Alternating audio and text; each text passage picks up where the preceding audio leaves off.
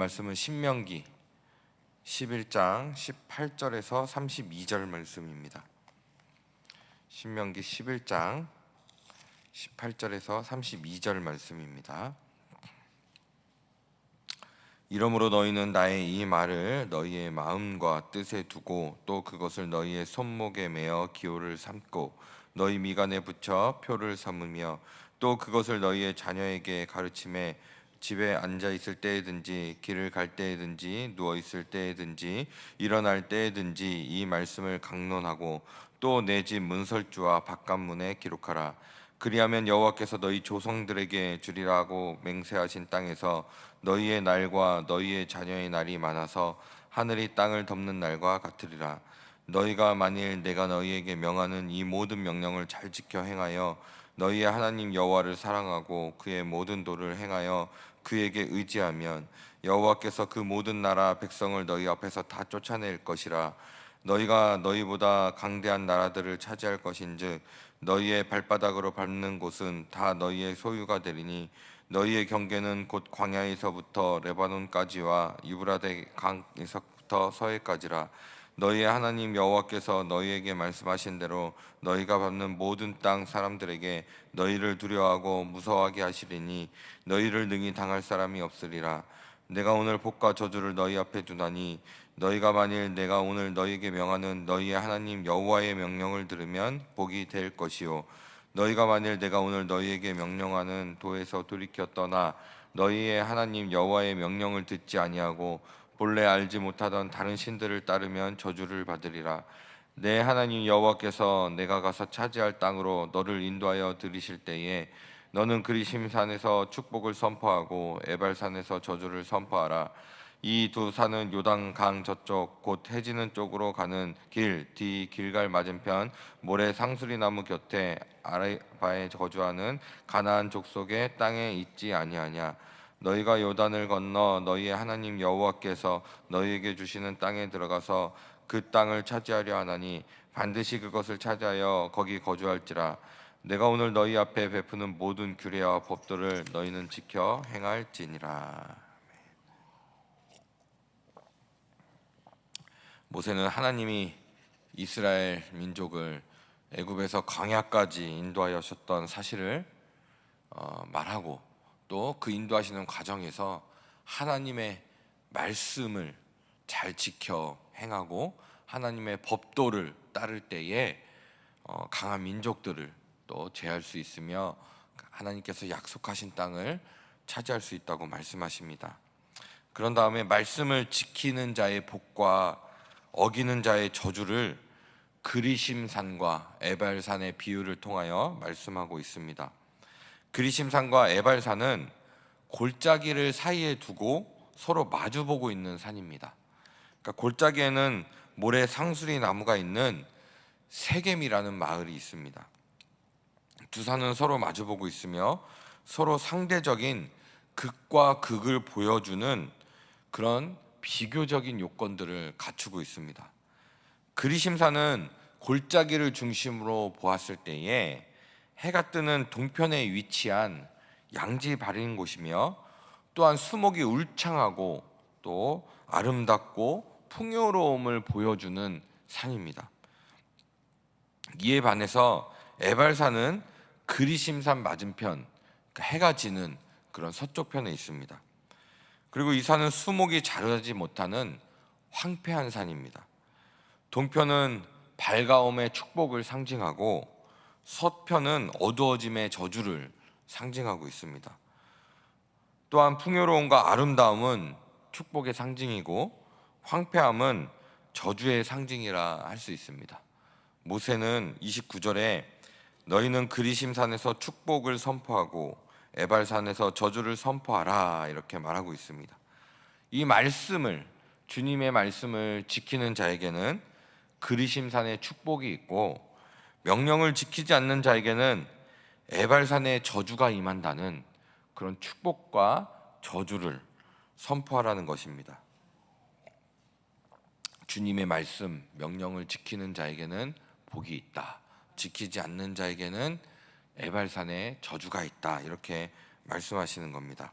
26절 말씀에 내가 오늘날 복과 저주를 너희 앞에 두나니 너희가 만일 내가 오늘날 너희에게 명하는 너희 하나님 여호와의 명령을 들으면 복이 될 것이요 너희가 만일 여호와의 명령을 듣지 아니하고 다른 신들을 쫓으면 저주를 받으리라. 이렇게 말씀하고 있습니다. 이 말씀 중에서 중요한 것은 축복과 저주를 두나니 이렇게 말씀합니다. 우리 스스로가 그리심산을 선택하든지 아니면 에발산을 선택하든지 그 선택권을 우리에게 주셨다는 것입니다. 마치 여호수아가 마지막 유언을 남길 때 너희가 하나님을 선택하든지 가나안 땅에 아모리 신을 섬기던 그 신들을 섬기든지 선택하라 이렇게 말하고 있지 않습니까? 인생은 선택의 연속인 것입니다. 우리는 지혜로운 선택을 해야 합니다. 지혜로운 자는 어떤 자가 지혜로운 자입니까? 그 기준을 항상 하나님의 말씀에 두는 자입니다. 아무리 돈을 많이 버는 일이라도 하나님이 기뻐하시지 않는 일이라면 선택하지 않는 것입니다. 그리스도인의 바른 지혜로운 선택은 하나님과 이웃을 함께 생각할 줄 아는 선택이어야 합니다. 자기의 유익보다 하나님과 이웃을 먼저 생각하며 함께 가는 선택입니다. 이게 바로 지혜입니다. 예수 그리스도께서 지혜이신데 예수님께서 항상 이 선택을 하셨습니다. 자신의 유익과 만족보다는 하나님, 이웃. 그렇기 때문에 우리를 위해서 자신의 목숨까지도 버리시지 않았습니까? 자신의 만족과 유익을 위한 선택을 했다면 하나님의 말씀을 따르지 않았습니다. 결코 십자가를 지시지 않았을 것입니다. 하지만 하나님과 이웃, 지혜로운 선택을 하셨기 때문에 하나님의 말씀에 따라 하나님의 뜻에 따라 선택을 하셨던 것입니다. 그게 바로 지혜입니다. 지혜를 거꾸로 생각하는 경우가 있습니다. 내가 유익을 얻거나 또 내 형편이 나아지거나 내가 좀 성공해지는 것 같거나 이것이 바로 지혜라고 말하는 것이 세상입니다. 하지만 성경은 그렇지 않습니다. 성경은 나의 만족과 유익보다 내가 비록 고난이 있을지라도 내가 희생이 있을지라도 하나님의 뜻을 선택하는 것, 이게 바로 지혜인 것입니다. 이스라엘 백성들은 애굽의 종살이를 청산하고 애굽을 떠나 가나안으로 가는 길을 선택했습니다. 매우 중요한 선택이며 또 지혜로운 선택이었습니다. 430년 동안 살아오던 터전을 떠나는 것은 쉽지 않은 선택이었지만 하나님의 뜻에 따라, 모세의 뜻에 따라 올바른 선택을 했습니다. 하지만 이 중요한 선택에 중요한 문제가 생겼습니다. 선택은 잘했지만 그 선택을 힘써 따르지 못했습니다. 그 끝에 가나안 땅에 가는 것, 그것만 바라보고 선택을 했기 때문입니다. 그 중간 과정에서 어떠한 일이 벌어지더라도 하나님과 함께 가는 것이 제일 행복이며 그것이 올바른 뜻이라는 것을 여기지 않고 그 가는 과정에서도 오직 자기 자신의 유익만을 생각했기 때문입니다. 이 40년이나 걸려서 결국 가나안 땅에 들어가게 됐는데요.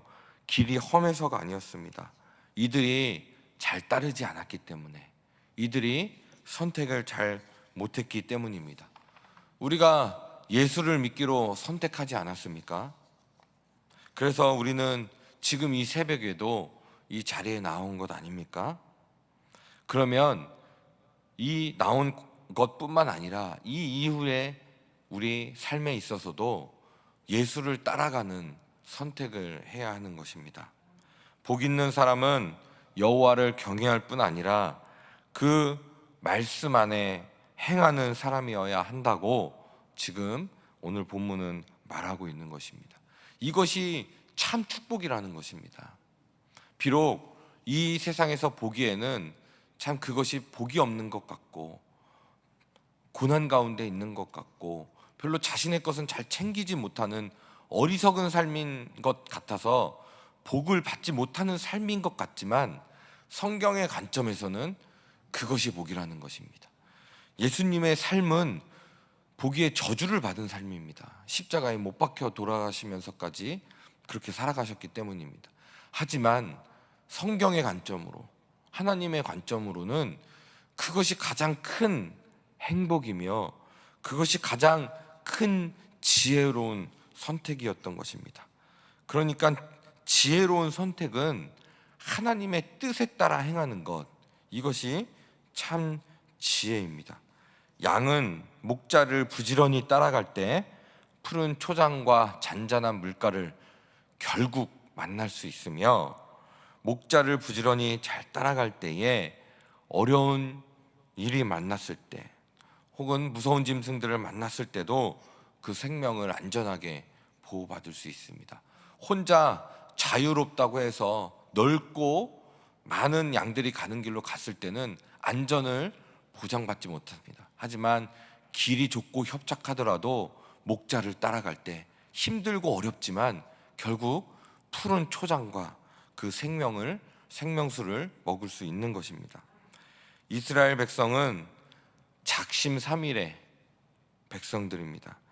기적을 보면은 작심했다가 기적이 지나면 다시 뒷걸음질하며 불평불만하는 백성들이었습니다. 우리 모습은 어떻습니까?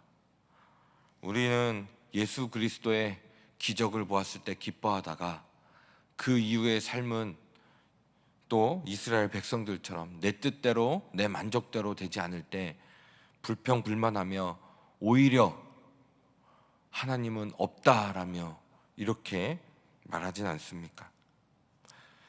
이스라엘 백성은 열왕기를 40년이나 가야만 했습니다.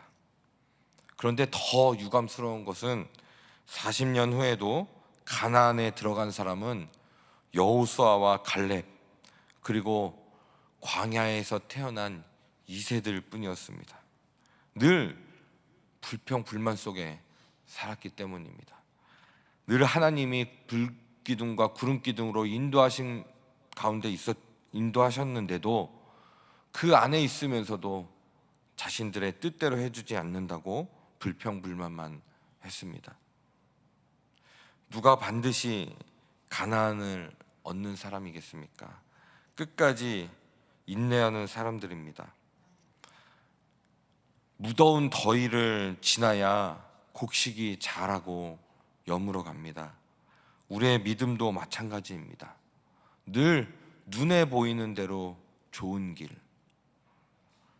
늘 나를 기쁘게 하는 길, 늘 나만 편안한 길, 이곳으로 가는 자들이 아니라 어려움이 있더라도 하나님이 옳다고 하는 길이라면 그 길을 가는 사람, 그 길을 선택하는 사람, 그 사람이 축복을 받는 사람이며 결국은 가나안 땅에 들어갈 수 있고 나의 믿음이 성숙되며 자라나는 것입니다. 사랑하는 성도님들, 우리의 인생은 선택의 연속입니다. 오늘도 얼마나 많은 선택을 해야 하겠습니까? 당장 이 기도 시간부터 선택을 해야 할 것입니다. 언제 가야 할지, 또 오늘 하루 일어나는 일들 중에서 이것을 선택해야 하며 저것을 선택해야 할지, 계속적으로 선택입니다. 그렇게 보면은 우리 믿음은 선택의 연속임을 알 수 있습니다. 예수님 그리스도를 나의 구주로 영접하였다, 끝! 이것이 아니라, 이것만이 믿음이 아니라 계속적으로 우리는 선택을 해야 하는 그런 믿음 가운데 있습니다. 그런데 우리는 사실 잘 분별하지 못합니다. 저도 여전히 분별을 잘 못합니다. 어떤 것이 하나님의 뜻인지 참 어려울 때가 너무나도 많습니다.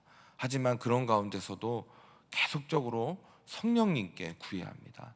성령님께서 바른 길로 갈 수 있도록 구하고, 그래서 그리스도와 연합하여 이 길을 갈 수 있도록, 그래서 이 기도의 자리가 필요한 것입니다. 설령 우리가 우둔해서 잘못한 길로 갈지라도 다시 성령님께서 바른 길로 안내해 주실 때에 또 우리는 그것을 버리고 올바른 길을 선택할 수 있어야 한 것입니다.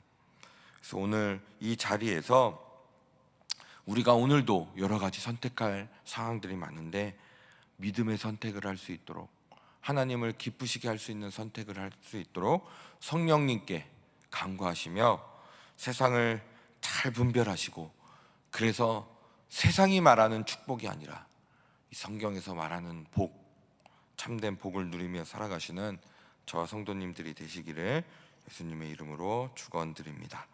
오늘 말씀을 기억하시며 같이 기도하겠습니다.